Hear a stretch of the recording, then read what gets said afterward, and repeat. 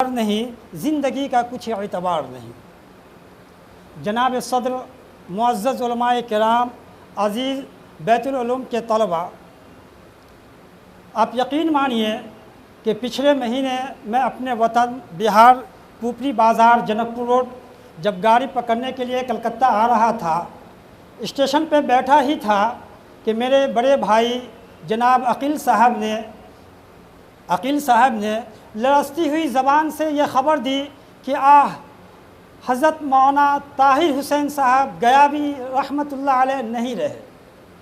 اتنا سننا تھا کہ جسم کے اندر کپکپی طاری ہو گئی، بدن کے اندر لرزہ طاری ہو گیا، زبان کے اندر کچھ بکنے کی صلاحیت نہیں تھی، اپنے آپ کو سنبھالا کہ وہ مولانا طاہر حسین گیابی، وہ مولانا طاہر حسین گیابی جس کو پوری دنیا یاد رکھتی ہے، ہندوستان ہی کے لوگ نہیں۔ اور یہ احساس ہونے لگا کہ علم کا ایک مکان گر کر زمیں بوس ہو گیا، جس کا پر کرنا ناممکن تو نہیں لیکن مشکل ضرور ہے دوستو، جس کا پر ہونا ناممکن تو نہیں لیکن مشکل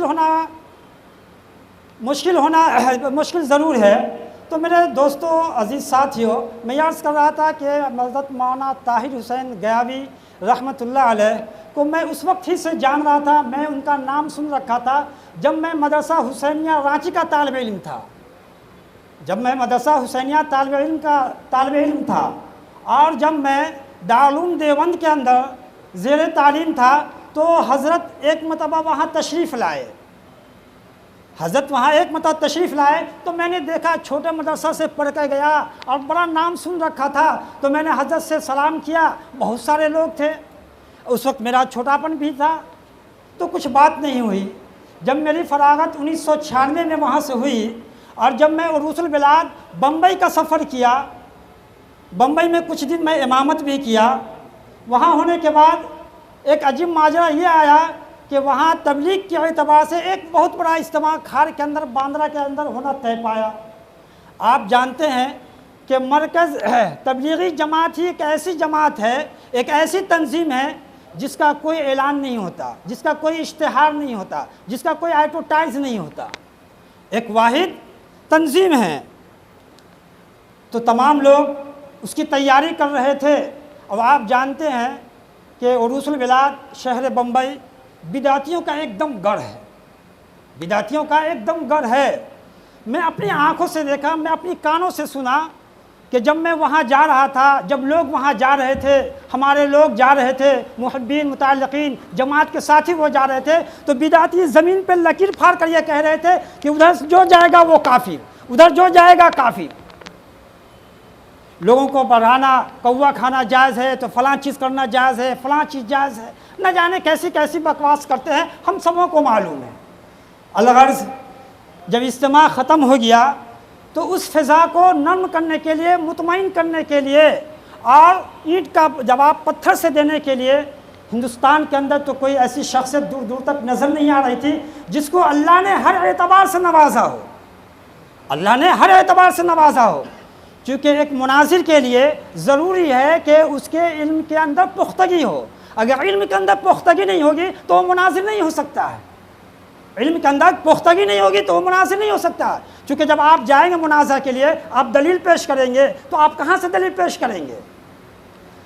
آپ جب فیصل کے اعتبار سے آئیں گے تو آپ کن کا قول نقل کریں گے؟ یا تو صحابہ کا کریں گے، محدثین کا کریں گے۔ تو ہر چیز کے لیے آپ کے پاس علم کی پختگی ضروری ہے، وہی آدمی ہو سکتا ہے۔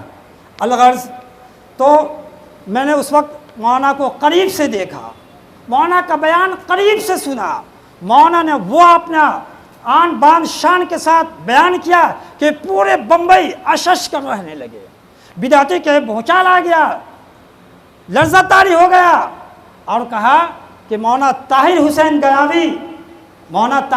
گیابی کے جان کے لال پڑنے لگے۔ کوئی آدمی یہ کہہ رہا ہے، کوئی آدمی وہ کہہ رہا ہے، کوئی آدمی وہ کرے، لیکن مولانا بے خوف، بے نڈر، بے باک مقرر، کسی چیز کا خوف نہیں۔ اللہ نے بے پناہ صلاحیت سے نوازا تھا، ہر ایک کا جواب اصول کے اعتبار سے، مستند اعتبار سے، دلائل کے اعتبار سے، کتاب کے اعتبار سے، ہر چیزوں سے صفا بصفا۔ حضرت کا حافظہ بھی ماشاءاللہ بہت تیز تھا، ہم لوگوں کا تو حافظہ ہے نہیں، ہم لوگ تو چھوٹے عالم پڑھ کر یوں ہیں طالب علمی کے زمانے کے اندر. اور ہمارے اندر کمی یہی ہے کہ ہم اپنے مدارس کے اندر بچوں کو باطلوں کا وہ عقیدہ نہیں بتلاتے، ان کا وہ صفحہ یاد نہیں کراتے، ان کا وہ مضمون یاد نہیں کراتے. لیکن آپ جانتے ہیں بدعتیوں کے مدارس میں اگر آپ جائیں گے تو ان کا ایک بچہ خواہ وہ ناظرہ کا ہو یا عربی درجات کا ہو، علم سے تو بالکل علم تو ان کے پاس ہوتا ہی نہیں ہے. بس علم یہ ہوتا ہے کہ تمام علماء دیوبند کو گالی دینا سکھا دیا. ان کی کہاں پہ کہے کہ فلانا گستاخ رسول ہے، فلاں گستاخ رسول ہے، فلاں گستاخ رسول ہے، فلاں کافر، فلاں کافر. مولانا طاہر حسین صاحب گیاوی رحمۃ اللہ علیہ، اللہ ان کی بال مغفرت فرمائے، کہا کرتے تھے کہ سارے جہاں کے لوگ کافر، مکہ والے کافر، عرب والے کافر، شام والے کافر، مصر والے کافر، حلب والے کافر، پوری دنیا کے لوگ کافر. اور ایک ہی ہے کریلا نیم چڑھا. تو حضرت کا وہ بیان اللہ تبارک و تعالیٰ ان کی بال مغفرت کرے.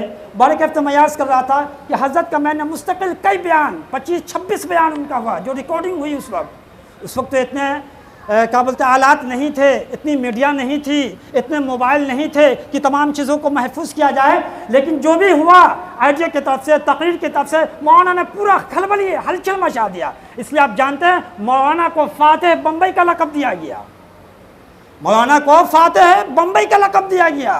اور کسی کو لقب نہیں دیا. مولانا کو فاتح لقب دیا گیا. بڑے گئے میں یاد کر رہا تھا کہ اب حضرت میرے درمیان نہیں رہے، حضرت اب ہمارے درمیان میں رہے. بہت سارے ہمارے معزز علماء ہیں اور ان کے لڑکے مولانا عبدالغفیر صاحب بھی ہیں. میں مولانا عبدالغفیر صاحب کی خدمت میں تعزیت پیش کرتے ہیں، اور وہی تعزیت کے لائق نہیں ہے، بلکہ ہم سب یتیم ہو گئے اور ہم سب تعزیت کے مستحق ہیں. مولانا اکیلے نہیں، ہم سب جو ہے تعزیت کے مستحق ہیں. تو اب ہم ان کے لیے کیا کر سکتے ہیں؟ بس یہی کر سکتے ہیں کہ مولانا کے جو آثار ہیں، مولانا کی جو تقریریں ہیں، مولانا کی جو تحریریں ہیں، مولانا کی جو کتابیں ہیں، ہم اپنے بچوں کو روشناس کرائیں، ان کے محبین کو، ان کے معتقدین کو، تمام لوگوں کو روشناس کرائیں.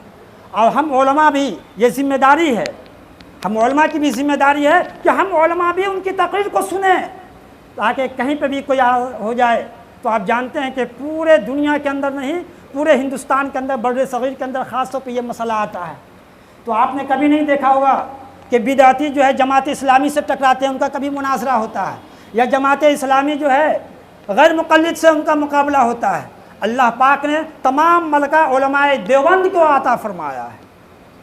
اللہ نے تمام ملکہ علماء دیوبند کو عطا فرمایا ہے. علماء دیوبند ہی ہیں جو تمام لوگوں کا مقابلہ کرتے ہیں، تمام لوگ ان سے ڈرتے ہیں، تمام لوگ خوف کھاتے ہیں. اور میں آپ سے کہا کرتا ہوں کہ حضرت مولانا طاہر حسین صاحب گیاوی رحمۃ اللہ علیہ کی مثال ایسی تھی کہ آپ نے سنا ہوگا کہ حضرت عمر فاروق رضی اللہ تعالیٰ عنہ جس راستے سے گزرتے تھے اس راستے سے کوئی شیطان نہیں جاتا تھا، کوئی شیطان کا گزر نہیں ہوتا تھا. تو حضرت مولانا طاہر حسین صاحب گیاوی رحمۃ اللہ علیہ جس راستے سے گزرتے تھے، جس گلی سے گزرتے تھے، جس محلے سے گزرتے تھے، جس صبح سے گزرتے تھے، ہر بریلی، بدعتی، وہابی، جسے غیر مقلد کہتے ہیں، جماعت اسلامی، سب لوگ اپنا بغل جھانکنے لگتے تھے.